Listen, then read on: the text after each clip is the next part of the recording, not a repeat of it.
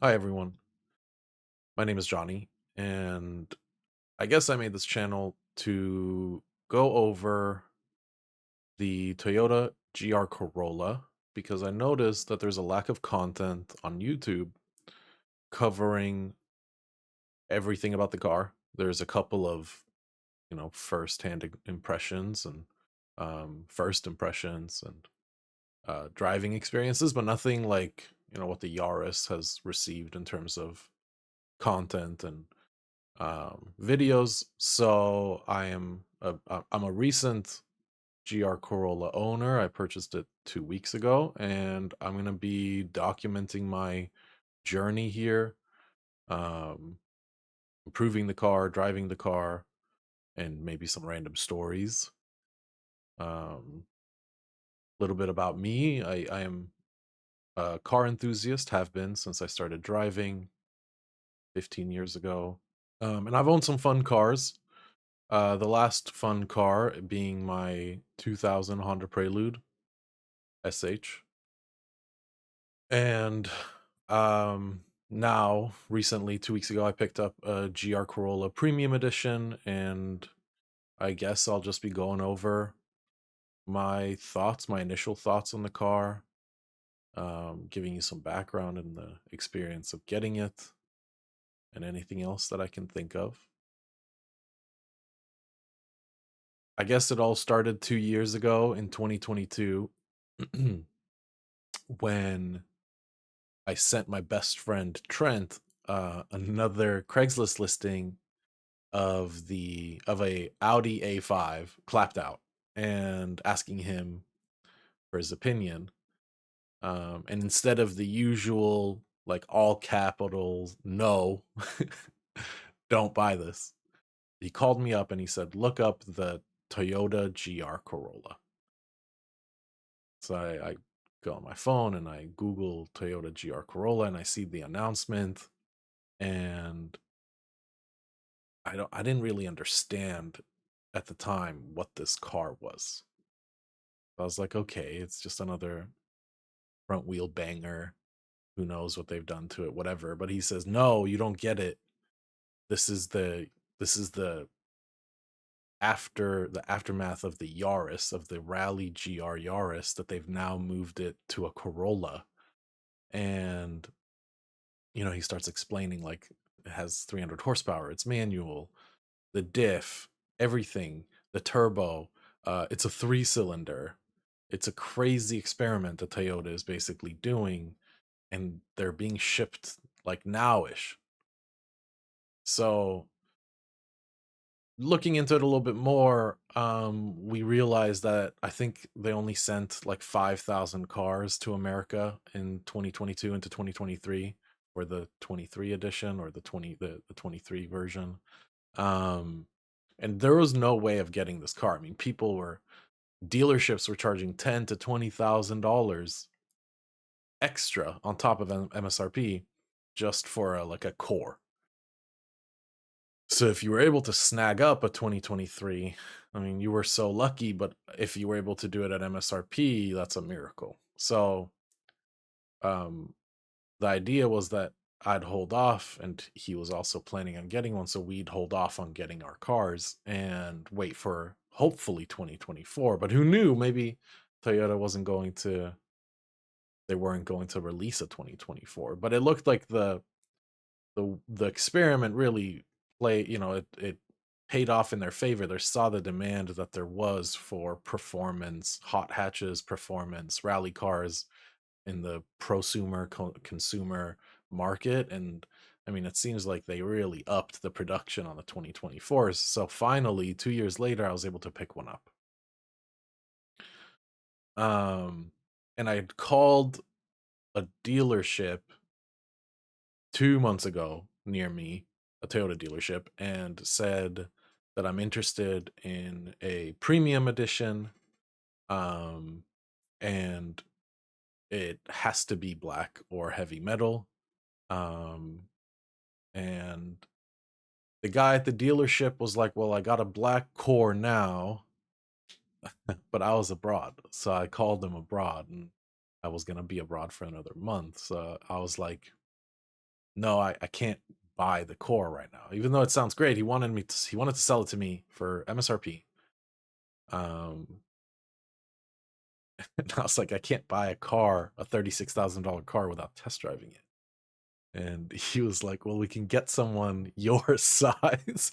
Tell me your measurements, and I'll have someone sit down in the car and tell you how it feels, which is insane. Could you imagine spending 40 grand?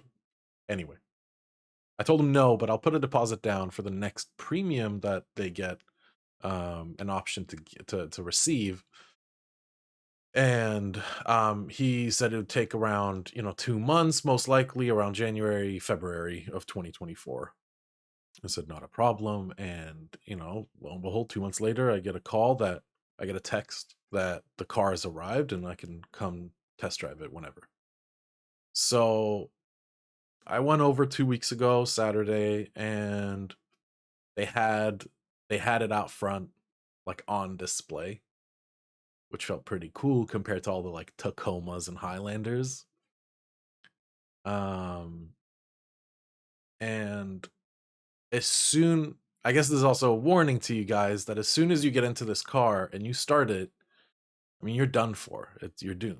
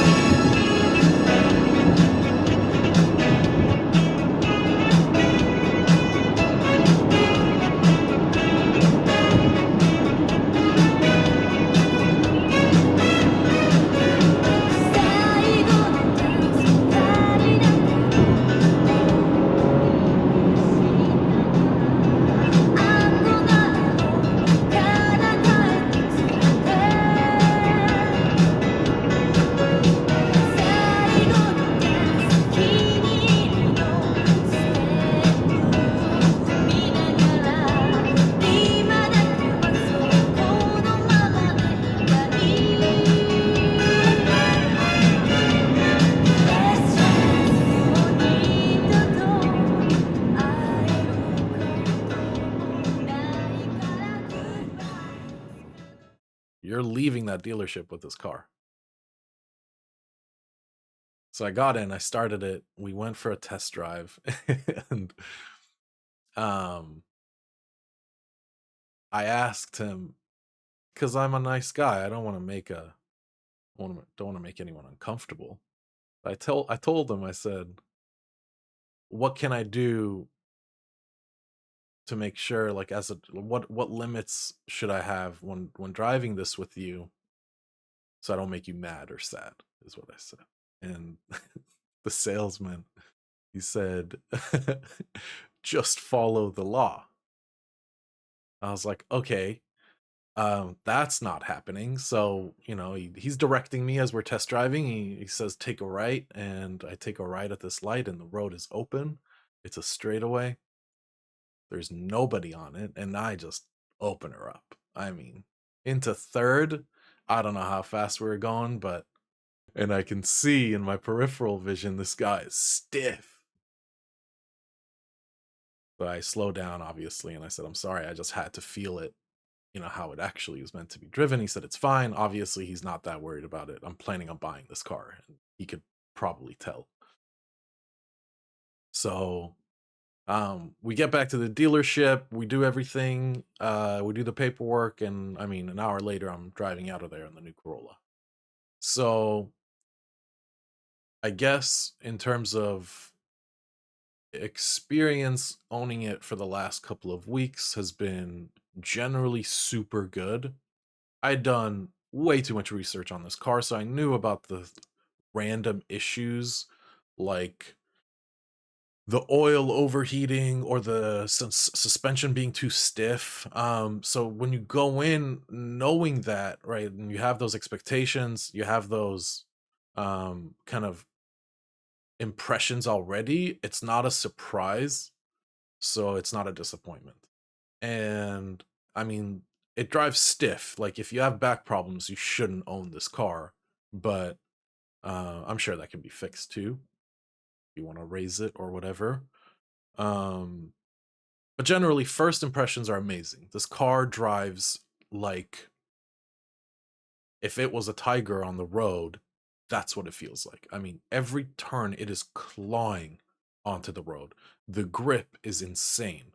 The driving modes are even crazier, like changing it from 40-60 into track, so 50-50. Like the responsiveness of the track mode around turns is crazy.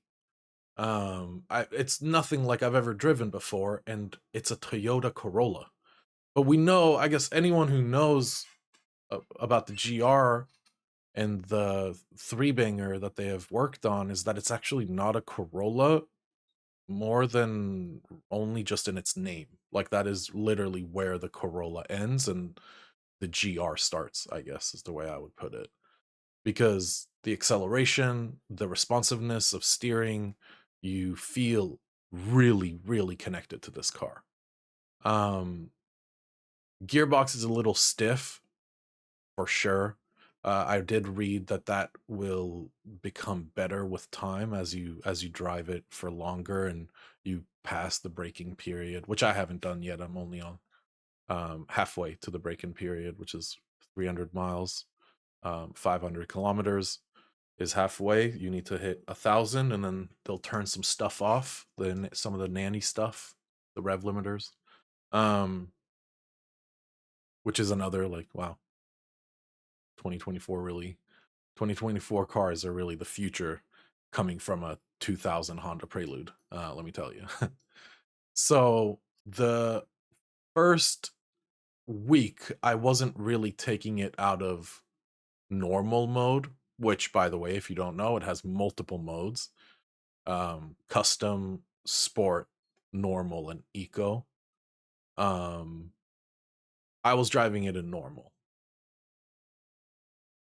but I was rotating through like the different ratios for the front, for the all-wheel drive. So 40-60, 50-50, and 30-70 being front rear. So I was very surprised at how sluggish 30-70 felt. I would have imagined that it would feel more like a rocket than, as I put it before, like a tiger on a road. But a couple of days ago I went out for another drive and I finally changed it to sport.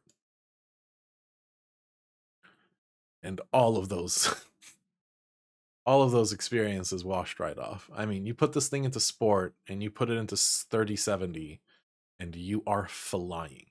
I mean, it is scary.